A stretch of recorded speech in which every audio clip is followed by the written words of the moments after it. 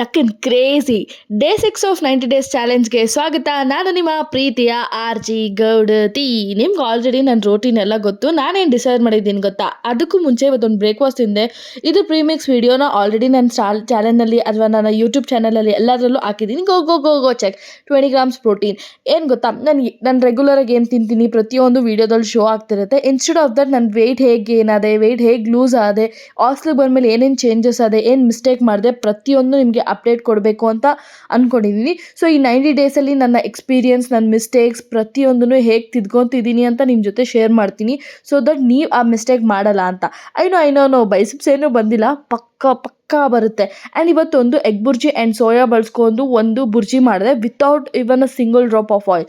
ಏನು ಸಖತ್ ಟೇಸ್ಟ್ ಇರುತ್ತೆ ಗೊತ್ತಾ? ಅದರ ರೆಸಿಪಿ ಕೂಡ ಬೇಗ ಹಾಕ್ತೀನಿ. ಆ್ಯಂಡ್ ಈ ಥರ ಇತ್ತು ನನ್ನ ಫುಲ್ ಡೇ ಮೀಲ್ ಕೂಡ. And it is so tasty. And ನನ್ನ ಪ್ರೋಟೀನ್ ಗೋಲ್ನ ಆದಷ್ಟು ರೀಚ್ ಮಾಡ್ತಿದ್ದೀನಿ ವಿತ್ ಮೈ ಓನ್, ಅಂದರೆ ಲೈಕ್ ಪಾಕೆಟ್ ಮನಿ ಸ್ವಲ್ಪ ಕಡಿಮೆ ಇದೆ. ಆ್ಯಂಡ್ ಇವತ್ತು ಇದು ಮಾಡಿದ್ದು ಹಾಸ್ಟೆಲಲ್ಲಿ, ಬಟ್ ನನ್ನ favourite, but I did not have it on butter milk ಮಾಡ್ಕೊಂಡು